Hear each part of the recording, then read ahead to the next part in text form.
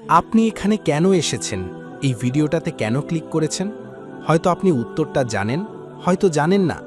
হয়তো আপনার মনে হচ্ছে জীবনটা একটা জায়গায় এসে থেমে গেছে। একটা অদৃশ্য দেয়াল আপনার সামনে দাঁড়িয়ে আছে, যেটা আপনি ভাঙতে পারছেন না। হয়তো মনে হচ্ছে আপনি দৌড়াচ্ছেন, কিন্তু কোথাও পৌঁছতে পারছেন না। চারপাশে সবাই এগিয়ে যাচ্ছে, আর আপনি শুধু এক জায়গায় দাঁড়িয়ে দেখছেন। আপনার কি মনে হয় আপনার ভাগ্যটাই খারাপ, নাকি আপনার চেষ্টায় কোনো কমতি আছে?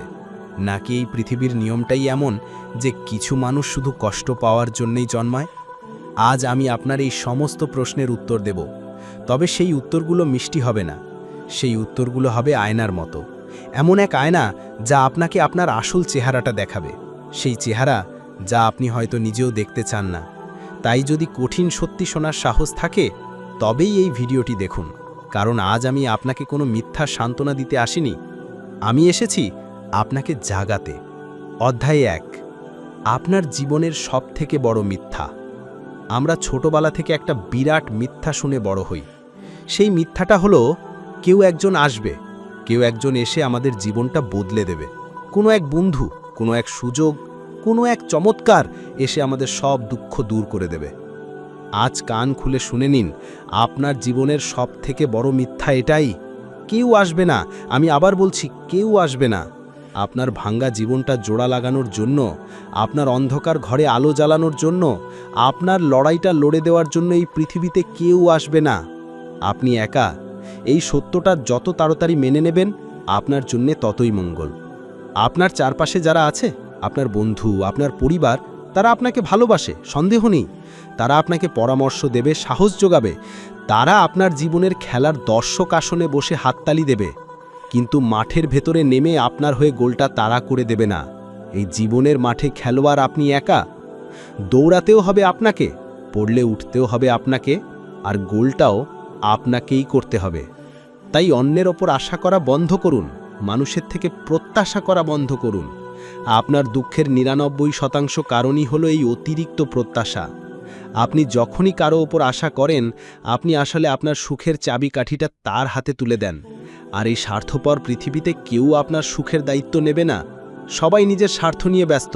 এটা খারাপ নয়, এটাই পৃথিবীর নিয়ম। তাই এই নিয়মটা নিয়ে অভিযোগ না করে নিয়মটা বুঝুন এবং নিজের দায়িত্ব নিজে নিন। বিশ্বাস যদি করতেই হয়, তাহলে দুটো জিনিসের ওপর করুন। প্রথমত, নিজের ভেতরের শক্তিটার ওপর, আর দ্বিতীয়ত, সেই মহাশক্তির ওপর যিনি এই পুরো বিশ্বকে নিখুঁতভাবে চালাচ্ছেন। কারণ দিন শেষে এই দুজনই আপনার সাথে থাকবে। অধ্যায় ২। সময়ের ঘড়ি টিকটিক করছে। আপনাকে একটা ভয়ঙ্কর সত্যের মুখোমুখি করি। আপনার জীবনের সবথেকে মূল্যবান সম্পদ, আপনার সময়, প্রতি মুহূর্তে কমে যাচ্ছে।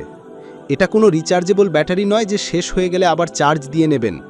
সময় হলো একমুখী ট্রেনের মতো, যা শুধু সামনের দিকেই যায়, কখনো পেছনে ফেরে না। আমরা আমাদের জীবনের বেশিরভাগ সময় দুটো জিনিস নিয়ে নষ্ট করি। এক, অতীতের আফসোস। কেন এমন হলো? যদি সেদিন ওই কাজটা না করতাম, আমার সাথেই কেন এমন হয়? এই প্রশ্নগুলো একটা চোরাবালির মতো। আপনি যত এর উত্তর খুঁজবেন, তত গভীরে ডুবে যাবেন। অতীত হলো একটা বাতিল হয়ে যাওয়া চেক। এটা দিয়ে আপনি আর কিছু কিনতে পারবেন না, তাই এটাকে নিয়ে পড়ে থাকার কোনো মানে নেই। ২, ভবিষ্যতের দুশ্চিন্তা। কাল কি হবে? আমি কি সফল হতে পারবো যদি আমি ব্যর্থ হই? এই চিন্তাগুলো আপনাকে পঙ্গু করে দেয়। তাহলে আপনার হাতে আছেটা কি? আপনার হাতে আছে শুধু একটা জিনিস, এই মুহূর্ত, আপনার বর্তমান। আমরা একটা অদ্ভুত জীবনযাপন করি। শৈশবে ভাবি কবে বড় হব, বড় হয়ে ভাবি শৈশব কত ভালো ছিল। কাজের দিনে ছুটির অপেক্ষা করি, আর ছুটির দিনে কাজের চিন্তা করি। আমরা বর্তমানকে উপভোগ না করে হয় অতীত নয়তো ভবিষ্যৎ নিয়ে পড়ে থাকি। কিন্তু মনে রাখবেন, আপনার ভবিষ্যৎ তৈরি হবে আপনার বর্তমানের কাজের ওপর ভিত্তি করে। আপনি আজ আপনার সময়কে যে কাজে লাগাবেন, আপনার ভবিষ্যৎ ঠিক তেমনই হবে। আপনি যদি আজ আপনার সময়কে ঘুমিয়ে, আলস্য করে, অপ্রয়োজনীয় কাজে নষ্ট করেন, তাহলে আপনার ভবিষ্যৎ অন্ধকার হবে, এটা লিখে রাখতে পারেন। আর যদি আপনি আজ আপনার প্রতিটা মুহূর্তকে নিজের উন্নতির জন্য কাজে লাগান, তাহলে আপনার ভবিষ্যৎ উজ্জ্বল হতে বাধ্য। জন্মের একটা তারিখ আছে, কিন্তু মৃত্যুর কোনো তারিখ নেই। মৃত্যু আপনার বয়স, আপনার স্বপ্ন, আপনার ব্যাংক ব্যালেন্স দেখে আসবে না। সে নিঃশব্দে যে কোনো মুহূর্তে এসে দরজায় কড়া নাড়তে পারে। তাই কাল থেকে শুরু করব বলাটা বন্ধ করুন। আপনার কাছে কাল বলে কিছু নেই, যা আছে তা হলো আজ এবং এখন। অধ্যায় 3, ঘুরে দাঁড়ানোর ব্যবহারিক রণকৌশল। এতক্ষণ তো সমস্যার কথা বললাম, এবার সমাধানের কথায় আসি। আমি আপনাকে 3টি শক্তিশালী রণকৌশল দেব, যা আপনাকে এই পরিস্থিতি থেকে বের করে আনবে।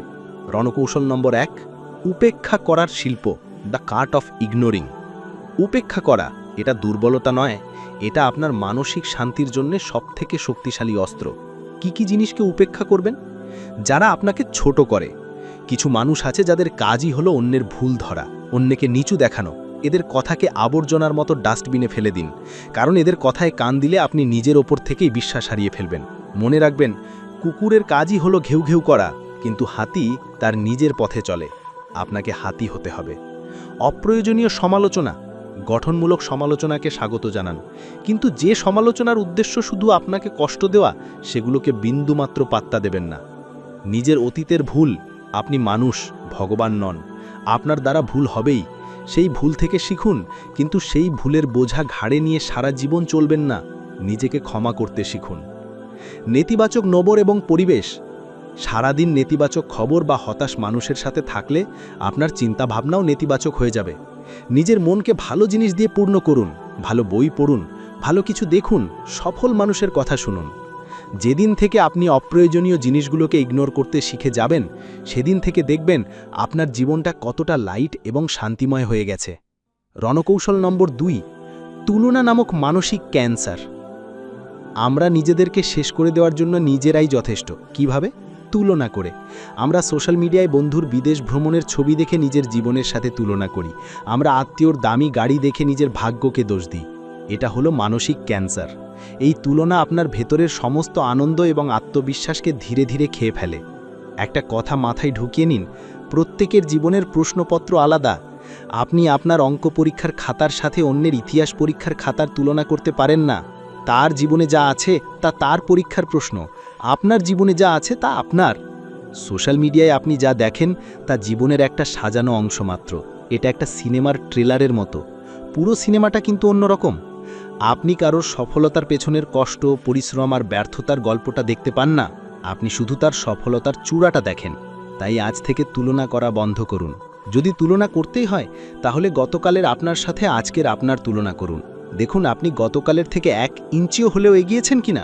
এটাই আসল উন্নতি। রণকৌশল নম্বর 3, ছোট ছোট পদক্ষেপের শক্তি, the power of small steps. আমরা জীবনে বড় কিছু করতে চাই, আর এখানেই ভুলটা করি। আমরা এক লাফে পর্বতের চূড়ায় উঠতে চাই, আর যখন পারি না তখন হতাশ হয়ে বসে পড়ি। সফলতার রহস্য বড় লাফে নয়, বরং প্রতিদিন নেওয়া ছোট ছোট পদক্ষেপে লুকিয়ে আছে। আপনি কি শরীর গঠন করতে চান? প্রতিদিন 500টা পুশ আপ দেওয়ার দরকার নেই, আজ শুধু 10টা দিন, কাল 11টা দিন। আপনি কি একটা বই লিখতে চান? প্রতিদিন 100 পাতা লেখার দরকার নেই, আজ শুধু একটা প্যারাগ্রাফ লিখুন।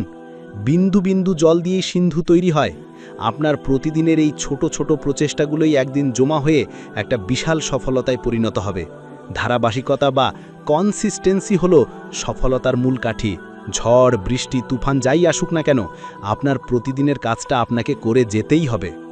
অধ্যায় 4, চূড়ান্ত সিদ্ধান্ত এবং আপনার নতুন জন্ম। সুখ কি, দুঃখ কি, এগুলো কোনো বস্তু নয় যেটা আপনি দোকান থেকে কিনতে পারবেন। এগুলো আপনার ভেতরের একটা অনুভূতি, একটা উপলব্ধি। পরিস্থিতি সবার জীবনেই খারাপ আসে, কিন্তু সেই পরিস্থিতিকে আপনি কিভাবে দেখছেন তার উপরই নির্ভর করে আপনি সুখী হবেন নাকি দুঃখী। টেনশন করে, দুশ্চিন্তা করে আজ পর্যন্ত কেউ কোনো সমস্যার সমাধান করতে পারেনি। টেনশন করে শুধু একটা জিনিস বাড়ে, আপনার ব্লাড প্রেশার, যেটা আপনার শরীরকে ভেতর থেকে শেষ করে দেয়। তাই পরিস্থিতিকে বদলানোর চেষ্টা করার আগে নিজের দৃষ্টিভঙ্গি বদলান। আর মনে রাখবেন, যে মানুষটা আপনাকে ছেড়ে চলে গেছে সে কোনোদিন আপনার ছিলই না, সে আপনার জীবনের একটা ভুল অধ্যায় মাত্র ছিল। আর যে সত্যিই আপনার, সে 1000টা কারণ থাকা সত্ত্বেও আপনাকে ছেড়ে যাবে না। তাই শেষে একটাই কথা বলবো, উঠে দাঁড়ান। অনেক হয়েছে চোখের জল ফেলা, অনেক হয়েছে ভাগ্যকে দোষ দেওয়া, অনেক হয়েছে অজুহাত দেওয়া। জীবনটা আপনার, সমস্যাগুলোও আপনার, তাই সমাধানটাও আপনাকেই করতে হবে। আপনার ভেতরের ঘুমিয়ে থাকা শক্তিটাকে জাগিয়ে তুলুন। তাকে বলুন, অনেক ঘুমিয়েছিস, এবার ওঠার পালা। মনে রাখবেন, এই পৃথিবীতে মানুষ পারে না এমন কোনো কাজ নেই। আপনার স্বপ্ন যত বড়ই হোক না কেন, তা পূরণ করার ক্ষমতা আপনার ভেতরেই আছে। আর একটা শেষ কথা, হোয়াটসঅ্যাপ হোক বা জীবন, মানুষ কিন্তু শেষ পর্যন্ত আপনার স্ট্যাটাসটাই দেখে। আপনার দুঃখের গল্প কেউ শুনবে না, তাই নিজের স্ট্যাটাসকে এমন জায়গায় নিয়ে যান যেখানে পৌঁছানোটা অন্যদের কাছে স্বপ্ন মনে হয়। আপনার নতুন জীবন আজ থেকে এই মুহূর্ত থেকে শুরু হচ্ছে। সিদ্ধান্ত আপনার, আপনি কি পড়ে থেকে কাঁদবেন নাকি উঠে দাঁড়িয়ে দৌড়াবেন। এবার আপনার পালা।